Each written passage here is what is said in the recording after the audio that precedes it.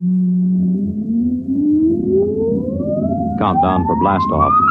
X minus 5, 4, 3, 2, X minus 1, fire.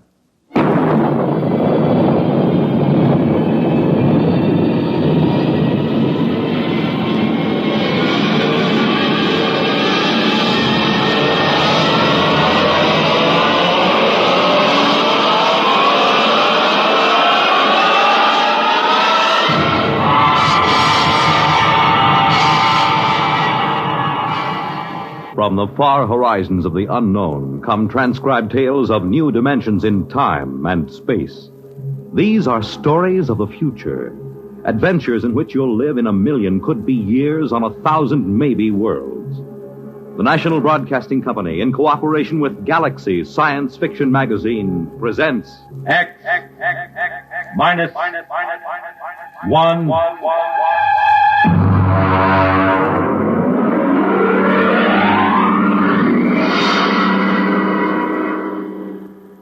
This week, the police chiefs of the country are meeting in Chicago for the 63rd Annual Conference of the International Association of Chiefs of Police. Tonight, X-1 is proud to salute them as we present The Lifeboat Mutiny by Robert Sheckley.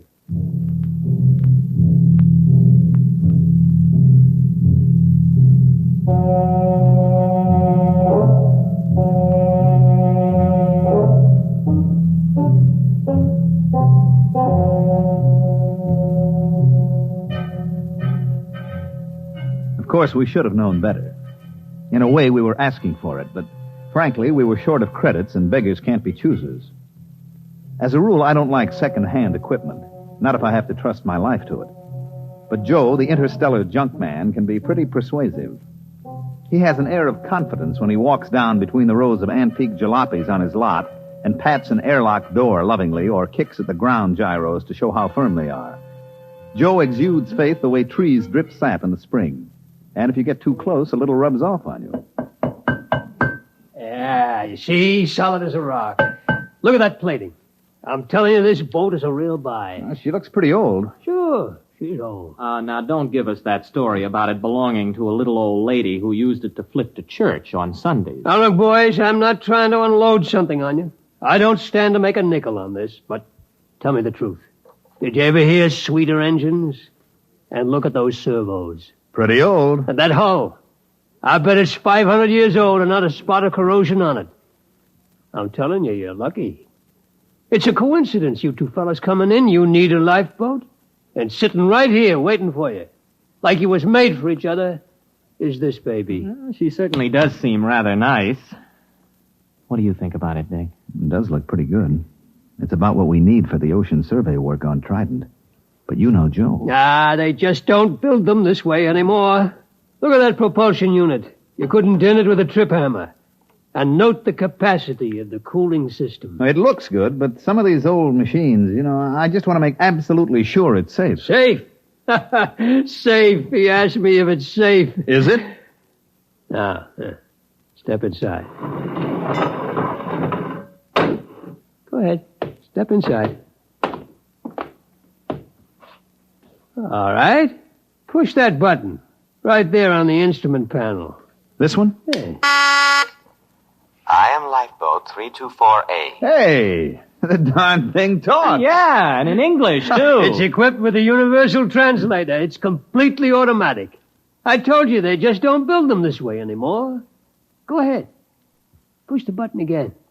I am Lifeboat 324A. My primary purpose is to preserve those within me from peril and to maintain them in good health. At present, I am only partially activated. Could anything be safer? This is no senseless hunk of metal. This boat will look after you. This boat cares. I don't know. The idea of an emotional machine always gets me. I can't even stand those robot maitre d's. They keep slobbering over you every time you go into a restaurant with their tubes just pouring kindness and consideration. Ah, you're a reactionary. We'll take it. You won't be sorry. Boys, you just bought yourselves a lifeboat.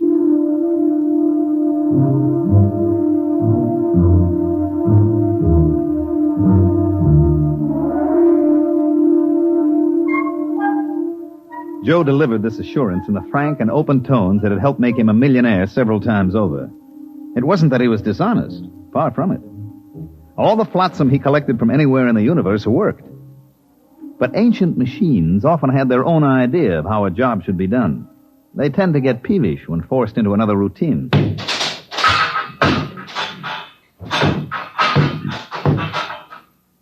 Well, there she goes, Lifeboat 324A. I got her down in the afterhold. I think she's in perfect condition.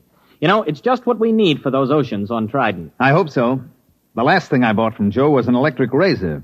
Only it turned out that it came from Deneb 3, where they are slightly reptilian. And an electric razor is used to help them change their skin in the hot months. If you remember, I was in the hospital 3 months, and after the skin grafts, I don't know my ears from my elbow.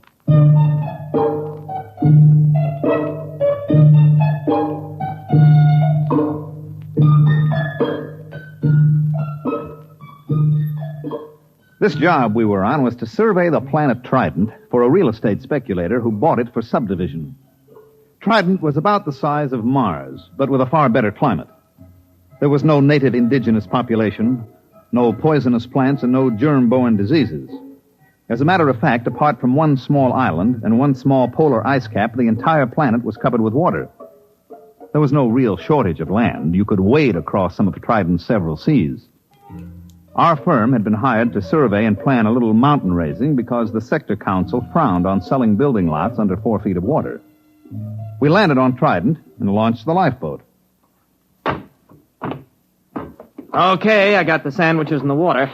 Ready to cast off? Aye, sir. All mooring lines are on board. All right, let's crank this swan boat up and get going. Well, push that button. Aye, aye. I am Lifeboat 324A. My primary purpose is to preserve those within me from peril and to maintain them in good health. At present, I am only partially activated.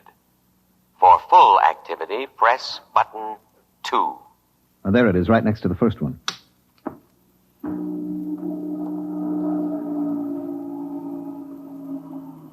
Well? Something's going on back there. Sounds like motors warming up. Hey, that sounds like a short circuit somewhere.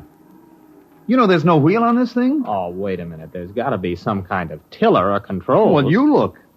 That's all there are, 2 buttons. Well, then maybe she controls telepathically. I'll try it. Hey, 324A, go ahead slowly.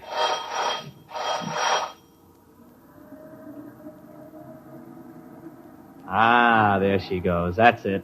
Starboard a little. Wait a minute. I still don't like the sound of that. I bet there's a short somewhere. I'm going down to look for it with a circuit tester. Don't louse anything up. I like a boat that works this way. Gives me a sense of power. Hey, 324A, full speed ahead.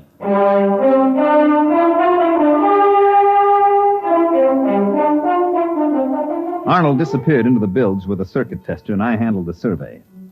Actually, our machines did all the work, tracing the major faults in the ocean bottom, locating the most promising volcanoes. When the survey was complete, the next stage would be turned over to the subcontractor.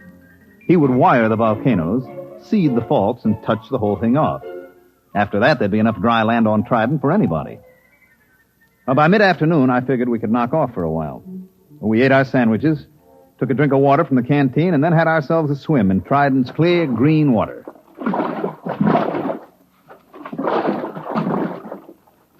Hey, give me a hand up. That was very refreshing. Oh, yeah. I'll have to get this grease off with sandpaper, but I think I found the trouble. You see, the leads to the primary activator have been removed and the power cable's been cut. Well, why would anyone do that? Well, it might have been part of the decommissioning, but I got it hooked up now. Go ahead, hit the second button. Might as well have this thing working right. Okay, here she goes.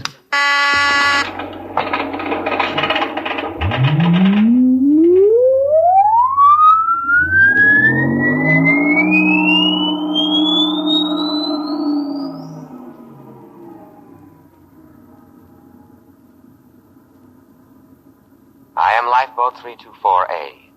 I am now fully activated and able to protect my occupants from danger. Have faith in me. My action response tapes, both psychological and physical, have been prepared by the best scientific minds in all drones. Ah, that's more like it, huh? Gives you a feeling of confidence, doesn't it? I suppose so. But where is Drome? Gentlemen, try to think of me not as an unfeeling mechanism, but as your friend and comrade in arms. I understand how you feel. You have seen your ship go down, cruelly riddled by the implacable Hugen. What ship? What's it talking about? You have crawled aboard me, dazed, gasping from the poisonous fumes of water, half dead. Oh, no, wait a minute. You mean that swim we took? You got it all wrong. We were just surveying. Half dead, shocked, wounded, morale low. You were a little frightened, perhaps, and well, you might be. Separated from the Drome fleet and adrift upon an alien planet. A little fear is nothing to be ashamed of, gentlemen. But this is war, and war is a cruel business, and we have no alternative but to drive the barbaric Hugen across space. There must be a reasonable explanation for all this. Probably an old television script got mixed up in its response bank. We better give it a complete overhaul. We can't listen to that stuff all day. Well, we're about a quarter of a mile from the island. I'll tell you what. I'll take it down and clean the goo out of the contacts when we get there. Hey, what's going on? We're stopping. Hey, lifeboat. Quiet, calm, trust in me. I am scanning the island. What's he talking about, scanning me? Better humor it. Lifeboat, that island's okay. We checked it personally. Perhaps you did, but in modern lightning-quick warfare, Drome senses cannot be trusted. They are too limited, too prone to interpret what they wish. Electronic senses, on the other hand, are emotionless, eternally vigilant, and infallible within their limits. But there isn't anything there. I perceive a foreign spaceship on the island. Oh, that's our ship. It has no Drome markings. Well, it hasn't any enemy markings either. I painted it myself. In war, we must assume that what is not ours is the enemy's. Oh. I understand your desire to set foot on land again, but I take into account factors that a Drome motivated by his emotions would overlook.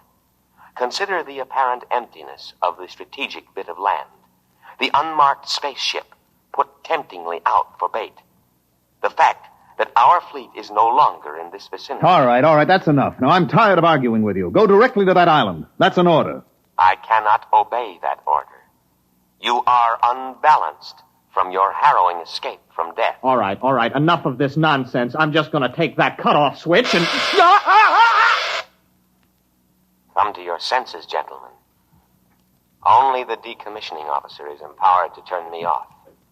For your own safety, I must warn you not to touch any of my controls.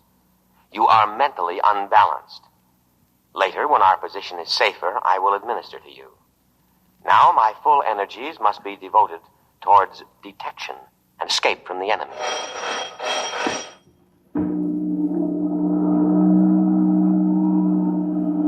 Where are we going? To rejoin the Drome fleet as soon as I can find it.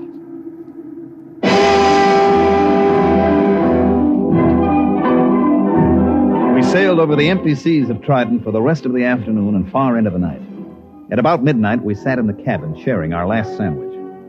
The lifeboat was still rushing madly over the waves, its every electronic sense alert, searching for a fleet that had existed 500 years ago upon an entirely different planet.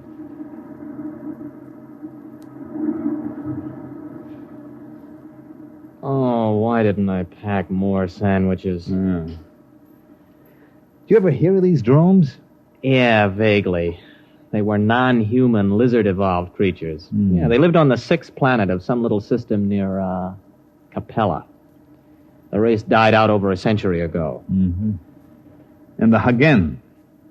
What about them? Also lizard, same story. Wasn't a very important war, you know. All the combatants are gone except this lifeboat, apparently. And us.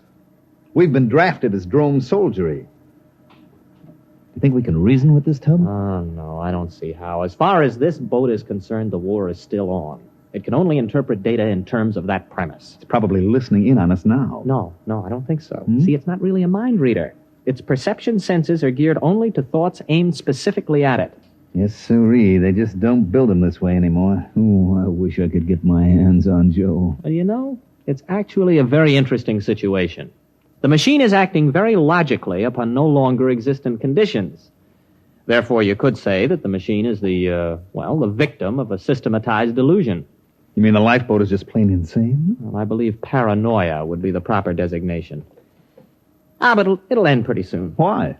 It's obvious. The boat's prime objective is to keep us alive. Our sandwiches are gone, and the only other food is on the island. I figure it'll have to take a chance and go back. Gentlemen, at present I am unable to locate the drone fleet. Therefore, I am turning back to scan the island again. Fortunately, there are no enemies in this immediate area, so I can devote myself to your care. Oh, you see, it's about time you got around to us. We're hungry. Feed us. Of course, immediately.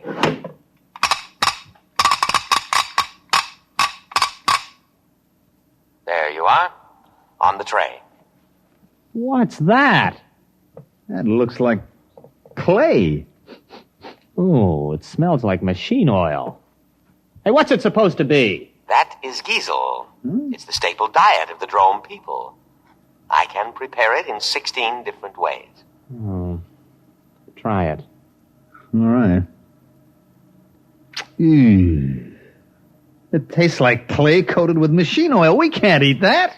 Of course you can. An adult drone consumes 5.3 pounds of giesel a day and cries for more. Now listen, we are not drones. We are humans, an entirely different species. The war you think you're fighting ended 500 years ago. We can't eat giesel. Our food is on the island. Ah, yes. Your delusion is a common one among fighting men. It is an escape fantasy, a retreat from an intolerable situation. Gentlemen, I beg you, face reality. You face reality, or I'll have you dismantled bolt by bolt. Threats do not disturb me. I know what you've been through.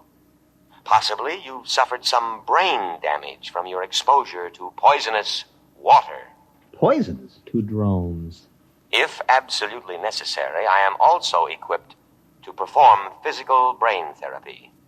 It is a drastic measure, but there can be no coddling in time of war. You see, you need not worry. All my scalpels are razor sharp and ready for immediate action. Oh, scalpels, huh? Well, we're feeling better already. It's a fine-looking batch of giesel, isn't it, Arnold? Oh, delicious. Nothing is too good for our boys in uniform. Do try a little. Oh, that's wonderful. Oh, that's delicious. Good.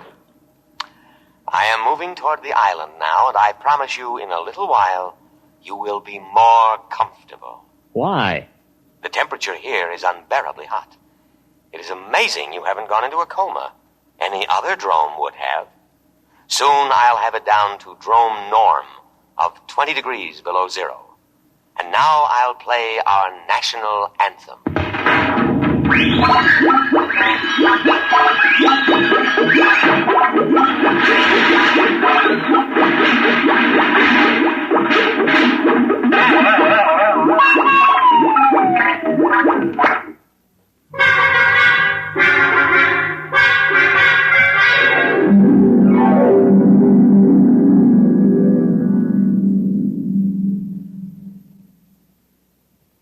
Arnold?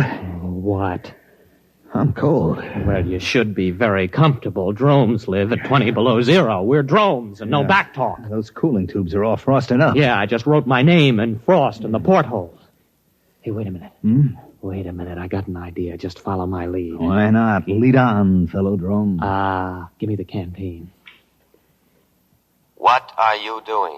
Just gonna get a little exercise. Gotta stay fit, you know. That is true. Here you are, boy. Catch! Look out, that canteen's heavy. Just throw it right back, boy. Just heave it right in. Come on, let's see your curve. Be careful with that receptacle. It's filled with a deadly poison. Water. Oh, we'll be careful. Here we go! Bad shot, old man. Oh, how careless of me. I seem to have broken the cooling tubes. Cooling fluid all over the floor. I should have taken precaution against internal accidents. It won't happen again. But the situation is very serious. I cannot repair the cooling tube myself. I'm unable to properly cool the boat. Say that's tough. Now, if you'll just drop us on the island... That is impossible. My first duty is to preserve your lives, and you couldn't live long in the climate of this planet. But I'm going to take necessary precautions to ensure your safety. What are you going to do? There is no time to waste. I will scan the island once more.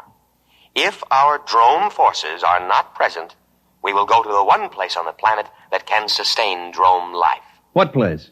The southern polar ice cap. The climate there is almost ideal. 30 degrees below zero. And of course, I must guard against any further internal accidents. So, I will lock you gentlemen in the cabin.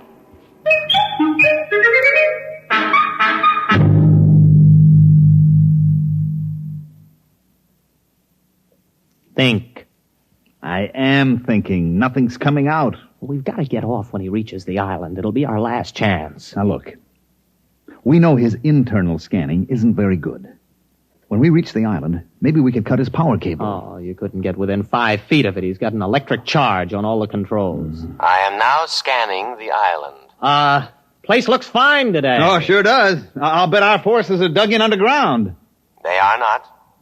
I scanned to a depth of 100 feet. Well, under the circumstances, I think we should examine it a little more carefully. It is deserted. I cannot let you endanger your lives by going ashore. Drome needs her soldiers, especially sturdy, heat-resistant types like you. We like this climate. Spoken like a patriot. I know you must be suffering, but now I am going to the South Pole to give you veterans the rest you deserve. Wait a minute. You don't understand. We're operating under special orders. We weren't supposed to disclose them to any vessel below the rank of super dreadnought. We're a suicide squad. Yes, that's right. Especially trained for hot climate war. Our orders are to land and secure that island for the Drome forces. I didn't know that. You weren't supposed to. After all, you're only a lifeboat. Land us at once. I couldn't guess, you know. All right. We'll head for the island. Arnold, it's going to work. Why not, as long as we tell him the truth? The beach is only 50 yards away.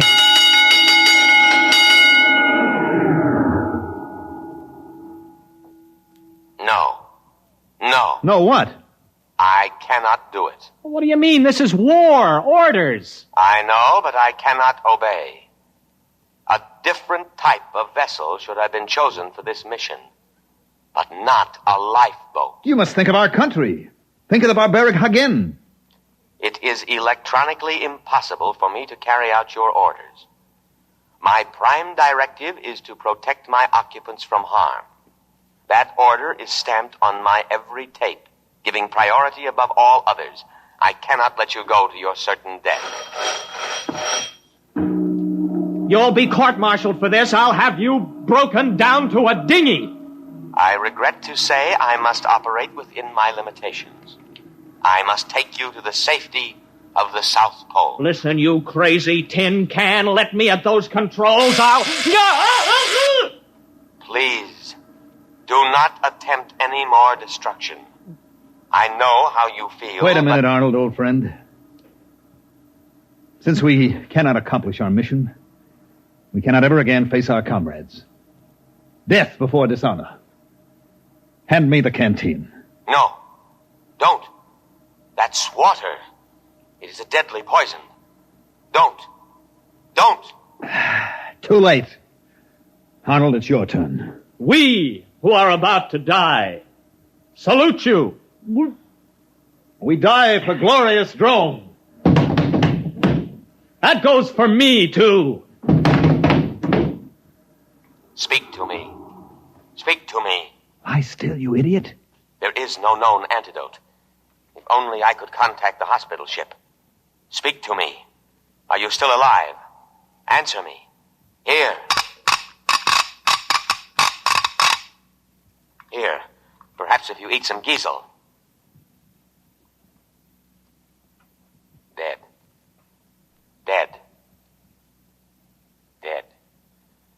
I will now read the burial service.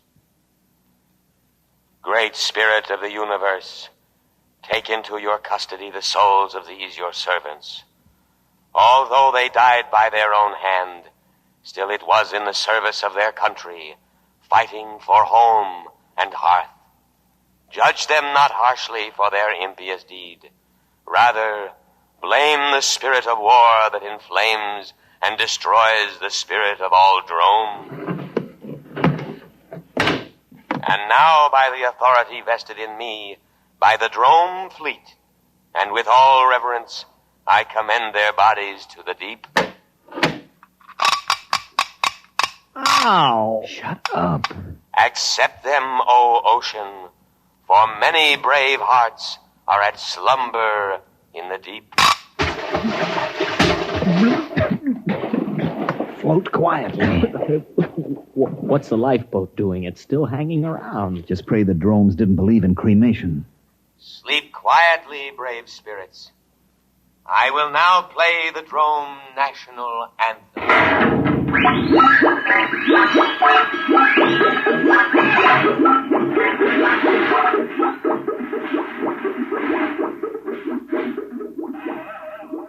Well, there she goes. Where? To the South Pole. To wait for the drone fleet.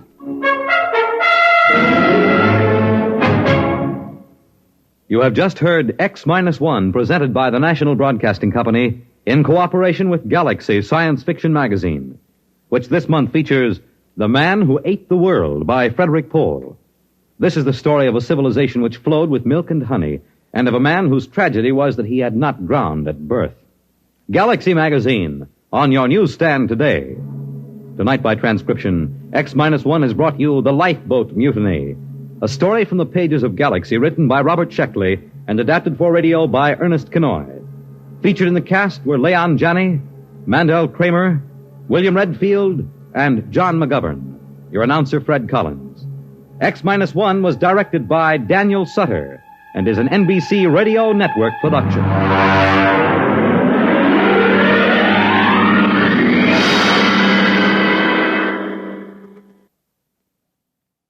A special announcement to the audience of X-1, the adult science fiction show. X-1 will not be heard next week, but will resume broadcasts at a new time on Wednesday, September 26th, and every Wednesday evening thereafter. For the exact time of the broadcast in your locality, remember to consult your local newspaper.